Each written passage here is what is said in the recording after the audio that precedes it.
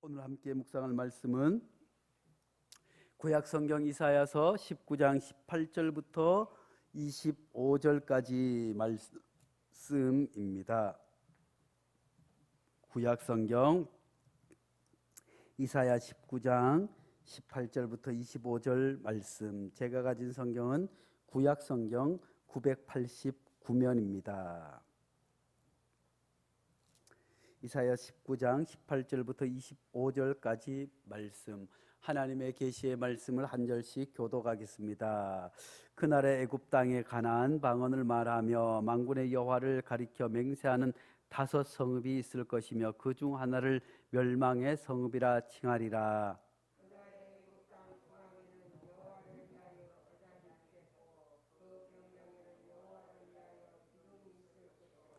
이것이 애굽 땅에서 만군의 여호와를 위하여 징조와 증거가 되리니 이는 그들이 그 압박하는 자들로 말미암아 여호와께 부르짖겠고 여호와께서 그들에게 한 구원자 보호자를 보내사 그들을 건지실 것임이라.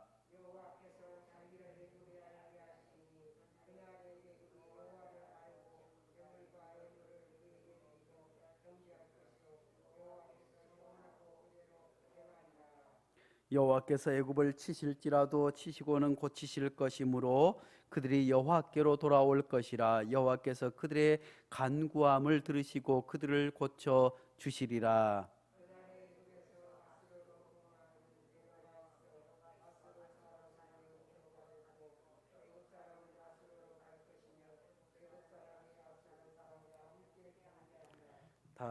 그날에 이스라엘이 애굽 및 아수르와 더불어 셋이 세계 중에 복이 되리니 이는 만군의 여호와께서 복 주시며 이르시되 내 백성 애굽이여 내 손으로 지은 아수르여 나의 기업 이스라엘이여 복이 있을지어다 하실 것임이라.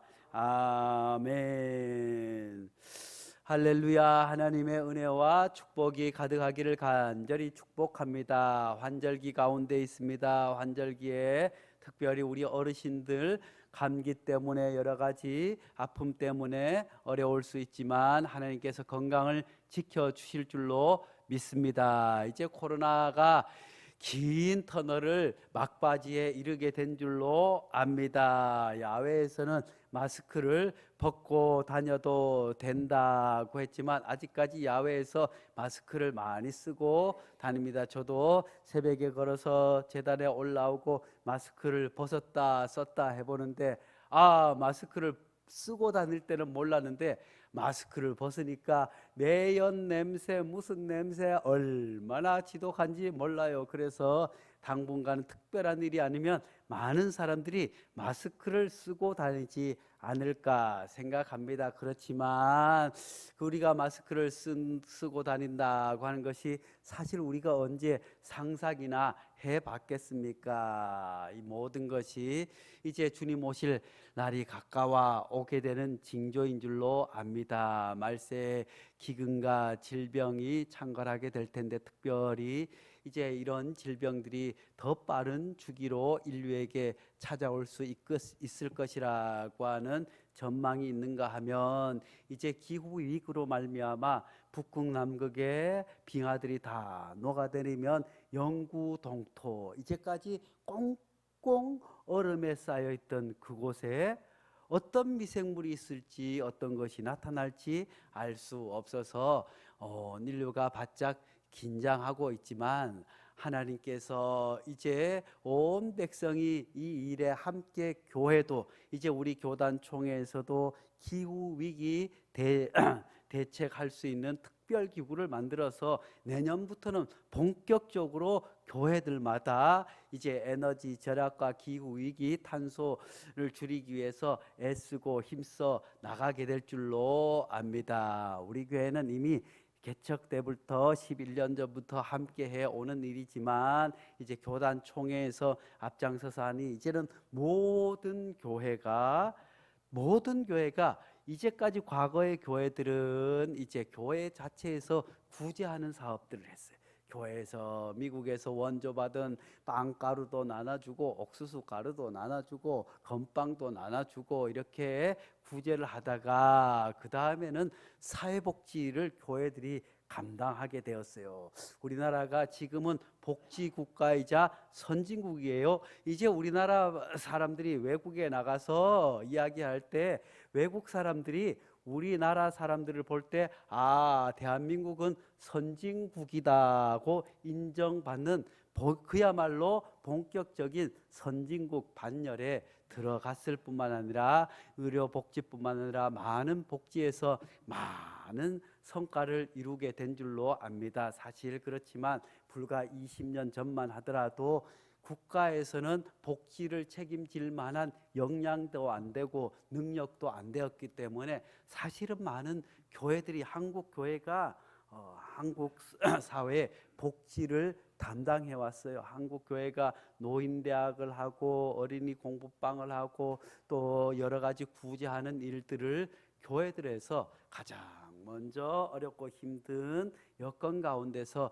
교회에 재정을 드리고 교회에서 복지관을 짓고 해서 교회에서 복지를 실현해 나갔지만 이제 이 복지가 국가로 넘어가게 되었어요. 그래서 이제 모든 복지는 이제 국가에서 관리하고 국가에서 재정을 받아서 쓰게 되는 구조가 되었어요. 왜냐하면 복지국가가 되었기 때문에. 그래서 이제 교회들에서도 과거에는 노인대학도 하고 문화교실도 하고 뭣도 했는데 지금은 동사무소에서 노인대학 프로그램 강사를 보내고 뭣도 하고 또 동사무소 가보세요. 에어로빅도 하고 헬스도 하고 할머니들 노래교실도 하고 차편이 없어서 그러지 동사무소 신청만 하면 별의별 것을 다 배울 수 있는 그런 복지국가가 되어서 이제 교회는 사실은 이럴 때 더 복음에 매진할 수 있는 기회가 오게 된 줄로 믿습니다. 그렇지만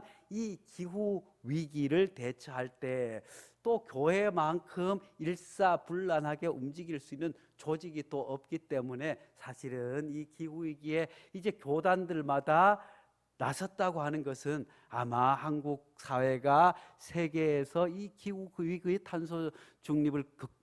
탄소를 그리는데 아마도 또다시 선진국 반열에 세계 여러 나라의 모범을 보여주게 될 줄로 믿습니다. 그렇지만 여러 가지로 우리나라가 처한 상황이 쉬운 것이 아니에요. 러시아와 우크라이나의 전쟁이 있지요. 사실은 우리 코앞이에요. 바로 머리 위에 북한만 지나면 또 중국 저 너머에 러시아와 우크라이나 조금 거리는 멀지만 러시아가 마음만 먹으면 북한과도 국경을 맞대고 있잖아요. 뿐만 아니라 예로부터 우리나라는 중국으로부터 얼마나 시달렸어요. 중국으로부터 시달리고 괴롭힘을 당하고 고려시대 때 조선시대 때 중국만 없었으면 우리나라가 얼마나 잘 살았겠어요. 그리고 또 이제 1800년 이후부터는 1500년 때부터는 일본이 자꾸 괴롭히는 거예요. 임진왜란을 일으켜서 정유재란까지 그 얼마나 긴 세월 동안 전쟁 통해 온 나라가 쑥대밭이 됐을 뿐만 아니라 일제 강점기를 마쳤잖아요. 사실 우리나라가 일본 그 조그마한 섬나라 저 녀석들이 뭘 할 수 있겠나 했지만 그 일본이 우리나라를 집어삼키고 러일 전쟁에 이기고 청일 전쟁에 이기고 마지막으로 미국을 하와이를 폭격을 하고 미국 본토로 들어가려다가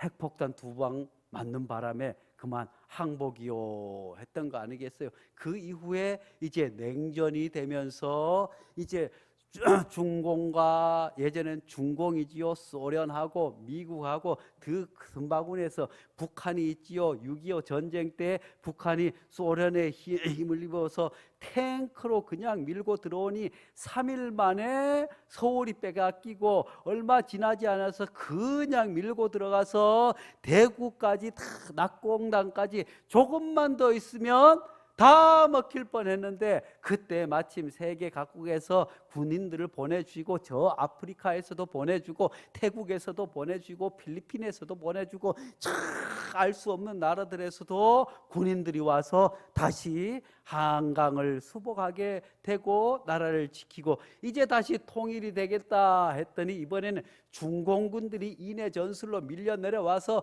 이제 왔다 갔다 지긋지긋한 아이고 이제 우크라이나 전쟁이 이제 아직 1년도 안 됐는데 전 세계가 어려움을 겪고 있는데 아이고 우리나라의 전쟁을 3년 동안이나 했으니 얼마나 힘들었겠어요.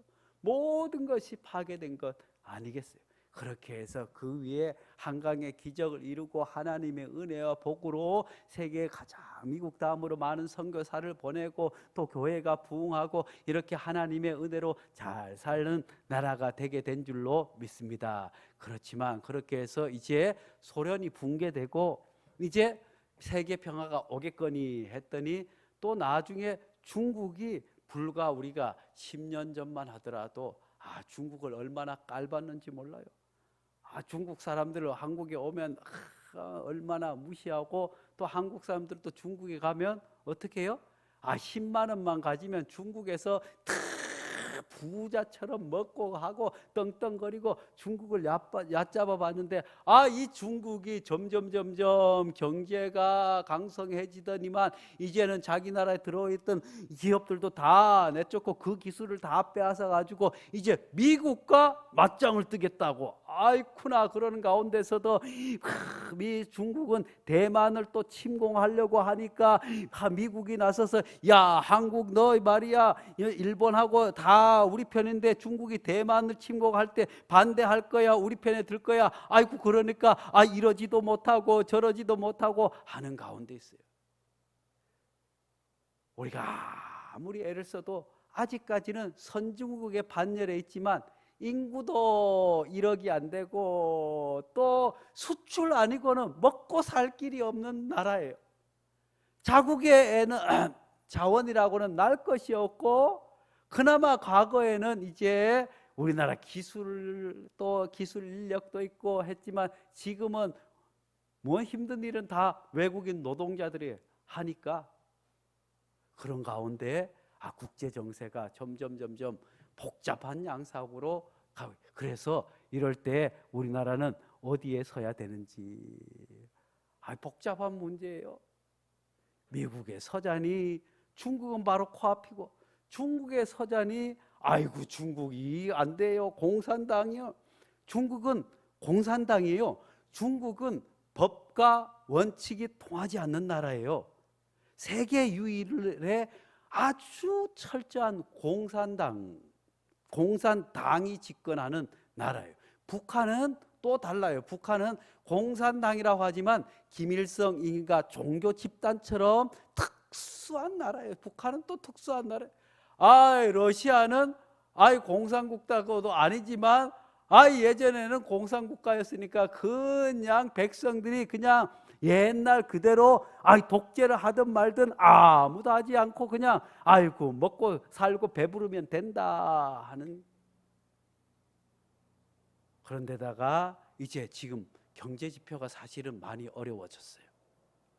우리나라가 수출로 먹고 살잖아요. 이제까지 늘 대중무역 흑자예요. 중국에 대한 무역이 흑자였지만 중국이 이제 이거 한국을 손봐야겠다. 그냥 가만 내비두면 아이쿠나 무기도 막 팔아먹고 뭐 하고 하니까 큰일 나겠다 해서 일부러 한국에서 수입할 걸 수입하지 않아서 대중무역 적자가 눈덩이처럼 불어나서 전체로 지금 올해 들어서 계속 적자가 나고 있을 뿐만 아니라 환율이 점점 치솟아요. 환율이 치솟아서 지금 어떻게 해요? 1,400원대가 넘어갔어요. 그럼 어떻게 되는 거예요? 우리나라가 1,400원짜리 물건을 미국에 팔면 1달러밖에 못 받아요. 예전에 어떻게 해요? 1,000원짜리 팔아서 1달러 가지고 왔는데 그러니 또 경제가 손해고 또 지금 우리나라 가계 부채들이 얼마나 이주율이 자꾸 높아지고 있어요.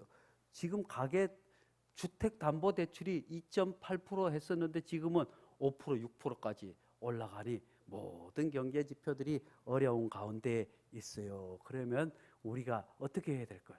저 중국 놈 망하게 해주세요. 저 소련 놈 망하게 해주세요.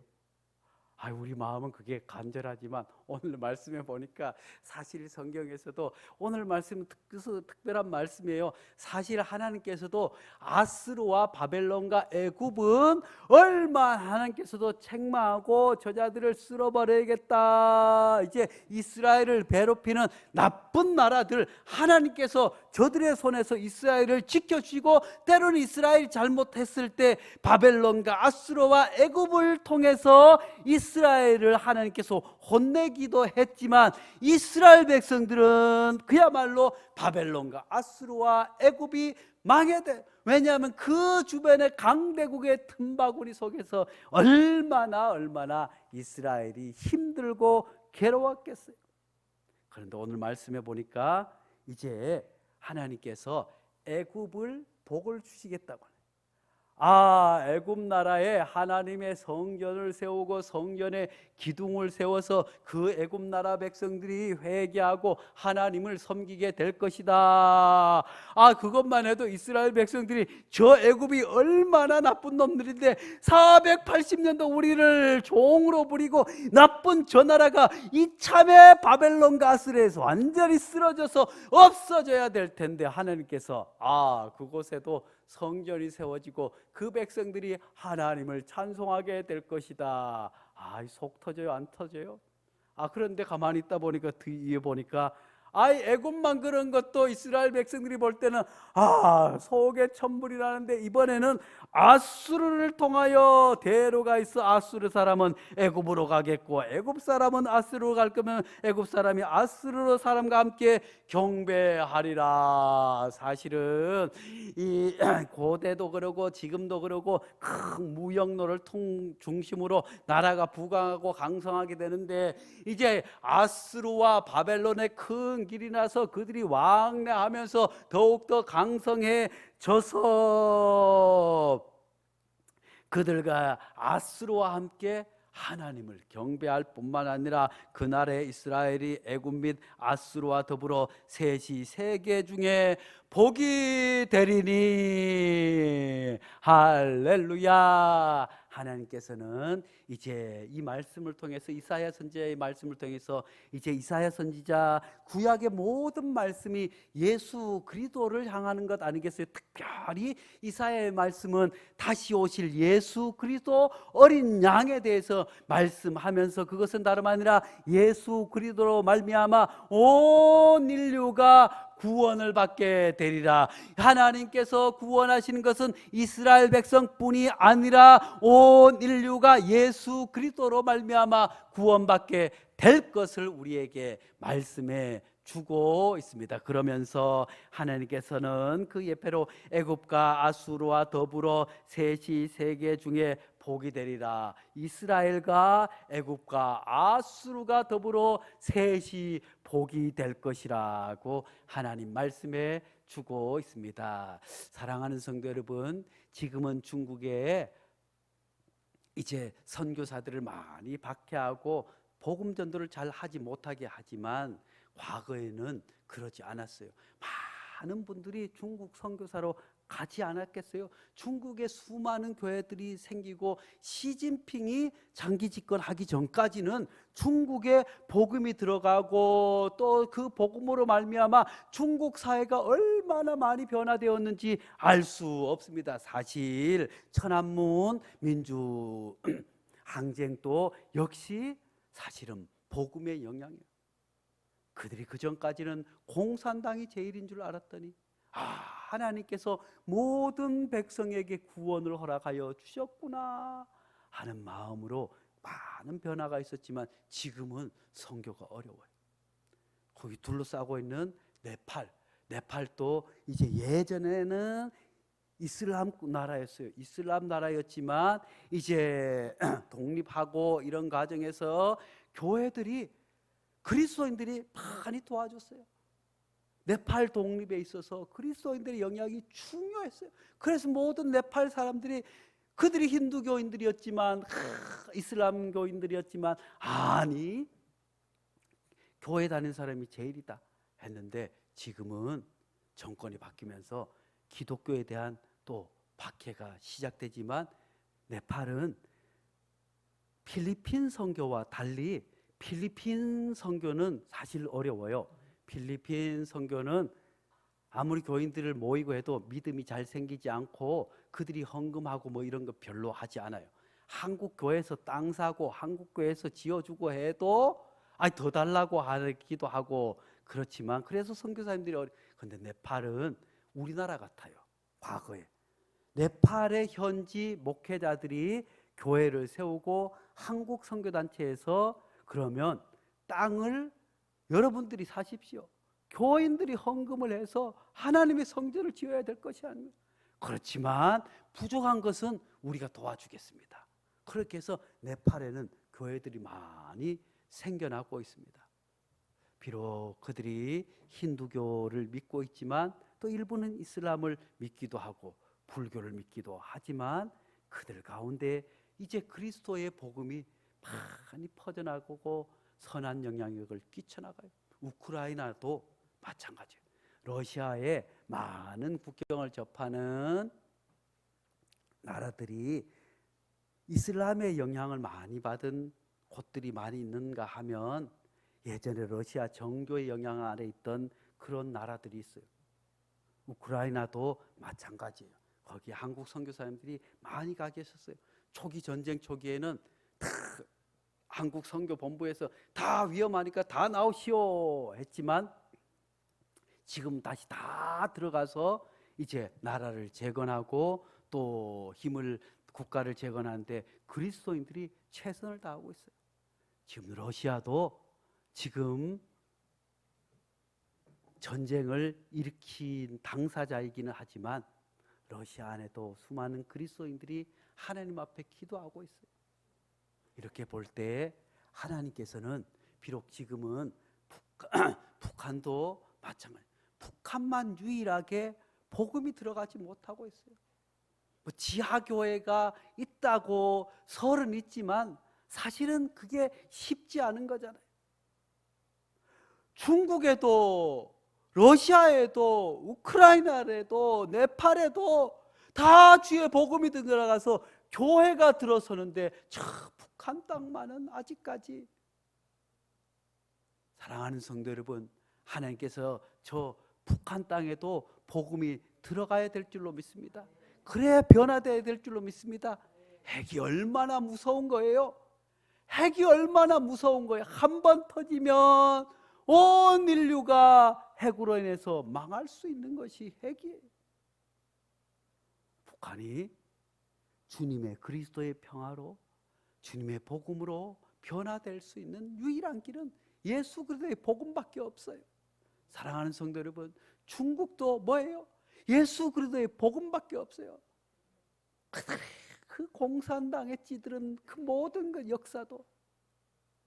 그래서 오늘 말씀이 하나님께서 예수 그리스도로 말미암아 모든 담을 허물고 이제 모든 백성이 그리스도께로 돌아와서 복이 될지라고 말씀해 주고 있습니다. 지금은 으르렁거리고 싸워요. 미국, 중국, 미국, 러시아, 또 우리나라는 이제 우리나라를 지켜야 되니까 중국의 편에 들 수 없잖아요. 경제적으로는 가까이 밀접하기는 하지만 모든 역사적으로나 또 정치적으로나 함께 할 수 없는 완전히 다른 세계관을 가진 나라이기 때문에 경제적으로는 교류를 하고 할 수 있지만 왜냐하면은 달라요.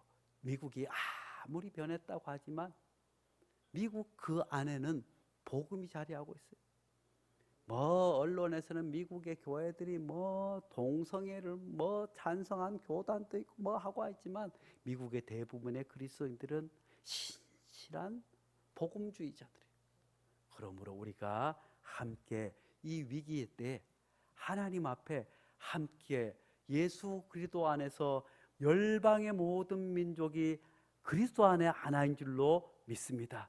그래서 우리 그리스도인들이 미국의 그리스도인들, 중국의 그리스도인들, 러시아의 그리스도인들, 우크라이나의 그리스도인들, 북한의 지하교회 그리스도인들까지 모두가 한 마음 한 뜻으로 주님을 노래하고 찬송함으로 말미암아 세계 평화와 인류 공영뿐만 아니라 세계 모든 민족들이 복을 누릴 수 있는 복의 근원이 다름 아니라 어느 나라에 있든 어떤 세계관을 가졌든 그 안에 그리스도인들이 그런 역할을 감당하게 되리라고 우리에게 말씀해 주고 있습니다. 그러므로 사랑하는 성도 여러분, 우리가 러시아와 중국과 북한 정부는 마음에 들지 않고 미운 마음이 가득 손잡을 수 없는 그런 거지만 그 안에 그리스도인들과 함께 연대하고 기도할 수 있는 운동이 일어날 수 있기를 간절히 축복합니다. 기도하겠습니다. 거룩하신 하나님 아버지, 세계 정세가 급변하고 있습니다. 하나님 평화와 번영을 향해서 나가는 것이 아니라 코로나와 또한 아버지 기후위기의 엄중한 위기 가운데 하나님 앞에 서로 으르렁거리며 전쟁의 위협 가운데 내몰려 있습니다. 하나님, 주님께서 이 땅에 오신 것은 평화를 위해서 오셨다고 말씀해 주셨습니다. 하늘의 영광을 위해서 오셨다고 주님 말씀해 주셨사오니 하나님 아버지여, 미국의 그리스도인들, 러시아의 그리스도인들, 우크라이나의 그리스도인들, 중국의 그리스도인들, 또 북한의 그리스도인들, 우리 남한의 그리스도인들 모두가 주님 앞에 한마음 한뜻으로 기도함으로 말미암아 이사야 선지자가 보편적인 복음을 말씀하시며 그 지긋지긋한 아수르와 애굽의 교회가 생겨나고 하나님 아버지와 아수르와 애굽과 이스라엘이 더불어 세계의 복의 근원이 된다고 구약의 말씀해 주셨듯이 오늘 이 시대에도 하나님 아버지와 그리스도인들이 하나님 비록 나라와 국경은 다르다고 할지라도 언어는 다르다고 할지라도 그리스도의 복음 안에서 세계 평화와 주의 복음으로 온 인류의 평화를 끼치며 주님 나라를 선포할 수 있는 복된 한 민족이 되게 그리스도 안에서 한 민족이 되게 축복하여 주시옵소서. 예수님 이름으로 기도하옵나이다. 아멘.